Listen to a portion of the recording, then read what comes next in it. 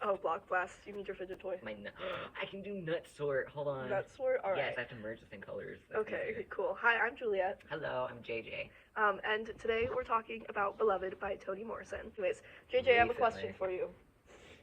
To what extent You cursed, by the way. You have to believe that. does the past influence the present and future? Her past influences her future in the form of, like, similarly to the mentally ill today and how they get locked in their house and they just isolate themselves to the point that they don't interact with the public and they end up becoming like hazards.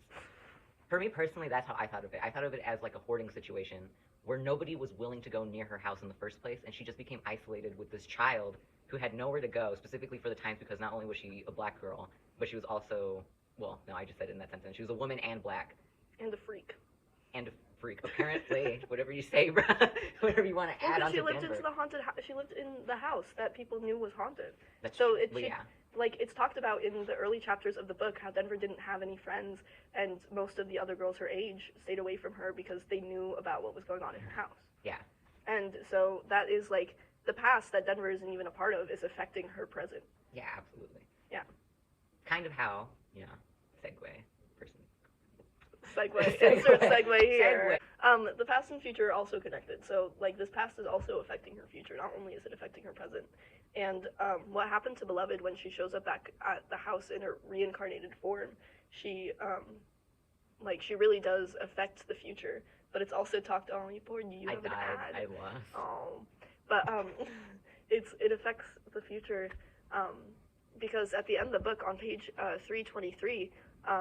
It's talked about how it's not necessarily a story to be remembered or a story to tell other people. It's more just a story that Setha and Denver have to learn from for themselves. Yeah. I think that it's most, best represented in the fact that it's a non-linear story and that it's told from so many perspectives, especially because it shows mainly how the past isn't just the past, and how it lingers so much into the present that it ends up clouding your mind over into where you don't understand, or the person who's suffering doesn't understand at which point they might be in their life. Yeah, and that definitely is represented in the book, where there's often flashbacks to Sweet Home where it's not necessarily clear that it's a flashback. Yeah. Until you're pretty far into the chapter. Where it's it is PTSD and going into a mental episode. Yeah. And also the perspective changes in the chapter it's not always stated who the chapter, whose perspective the chapter is in, so you kind of just have to guess based on context clues. Yeah. So it really, it represents how all the characters and their stories have just kind of blended together. Yeah, and then it also influences her to kill Beloved in the first place because of her past and experiencing slavery. She ends up taking the decisions of, or what happened of her past to make the decision to just not let it happen in the first place. And it leads to and then, look at that, you have an entire book ready for you. Movie begins. JJ, to what extent is this a story of love? I believe, well, it's not even a belief, it literally is surrounded by the love of, what did I say? It is based and built upon maternal love in particular, the entirety of the book, specifically around Beloved and Setha. Yeah, there you go. Yeah, everything Setha does in the book is for her kids. Absolutely. Every single decision she makes, every single thing she does is because she believes it'll benefit her kids. Yeah, even letting it was her two sons that left, even letting them run away and not stopping them. Yeah. Letting them run away, not stopping them, letting, Denver kind of do whatever she wanted, and letting her have a relationship with Beloved.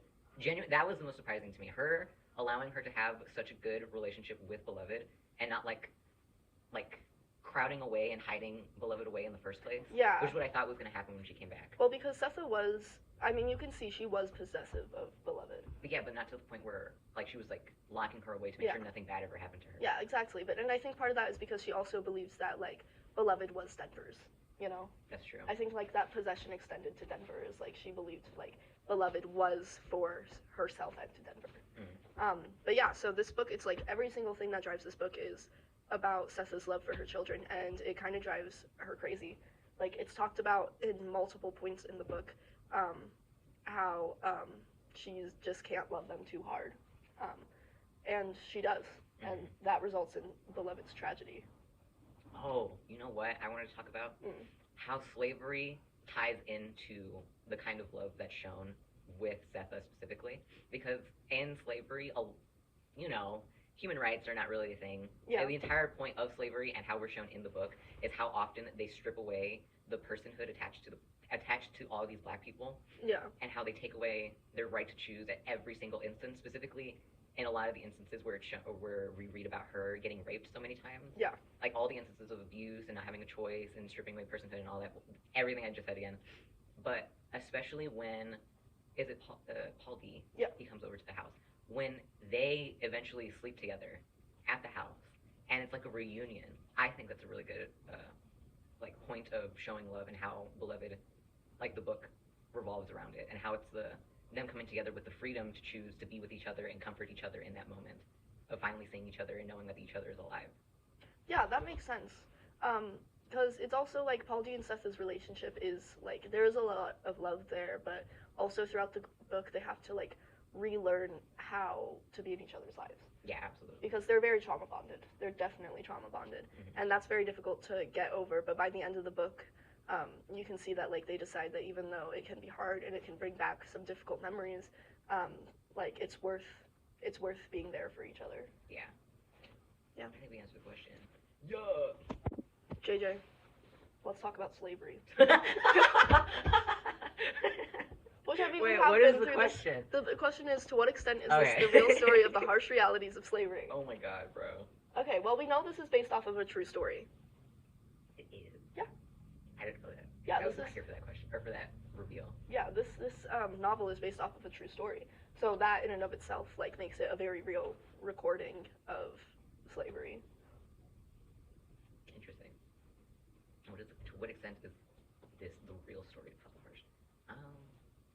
Well, I mean, I feel like the harsh reality is that in the book we see, I don't think she really tries to a hard extent that that she tries to forget Beloved, but she certainly turns it away from her mind so that she's not like constantly like Yeah. breaking down about it, but it's her brain protecting her from the memory of it. I think that it represents the reality of slavery, but specifically the memory and the knowledge that it happened, Yeah. and how as a whole we kind of tend to put it out of mind so that we don't think about it as much, to the point where we're constantly breaking down about it. That's a good point, because it is, like, definitely, it's not forgotten in today's society, but it's not at the forefront of a lot of people's minds, Yeah. you know? But like especially that she comes back as a reincarnation. She's a ghost. She comes back as Yeah. a ghost.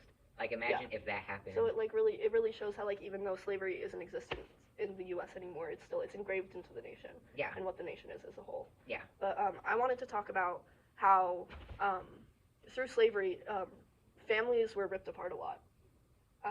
Like, parents were not able to stay with their children very often. And I think that's definitely shown in the book, how Setha refused to live that life. She refused to live away from her children. Mm-hmm. And she was willing to take the most, like, drastic.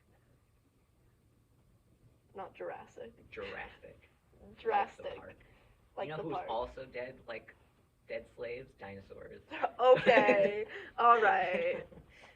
I would have never brought up attention to the Jurassic slave if you didn't talk. I don't even remember what I was saying. I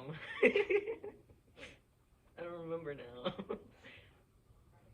Oh yeah, family. Yeah. Family. Yeah. Ripped apart. Ripped apart. Yes, family ripped apart, and I think that's like that's shown in today's society too. Is like especially in white culture, family isn't as valued. You know, and it's because it hasn't been needed. But in like if you look at like slavery, it's like more. You know, you had to rely on each other to survive, but white people have never experienced that because white people have always been the oppressors. Right. And I'm not sure how this relates to the book. I think Toni Morrison would like slap you across the face just for the fact of bringing up white people in this discussion. Yeah, I think she would too. She would like murder you with her bare hands. I think so too. I think I would probably deserve it. That's crazy. But yeah, slavery bad. Yeah. Yeah. I mean, again, there's not a lot to bring about it. It really is just the fact that it's not going to let you run from the past, especially if the past comes back as a physical manifestation of your quote-unquote bad choices, because the idea of slavery still lingers, and there's that white guilt that gets to be brought up. Yeah. And then there's the guilt of Setha for like mercy killing her baby. Yeah. It wasn't really her fault. And I mean, it can be argued whether that was the right thing to do, but it was still. What do you think? Was that the right thing to do? Do you think she was right in that? I mean, it's similar to an abortion. That is true. I mean, I think it's hard. Because, like, to drive you to kill your child, like, there has to be something. I mean, she Either you're, like, watched her mother get hung, like That's lynched. true. And then she was brutally raped by her captors, and then her husband was, like, died. Yeah. So, like, I can see how, like, that drove... I mean, she went insane. Yeah, and, literally. like, she did that. And I can see how someone... I can see how something like that would drive someone to do something terrible like that.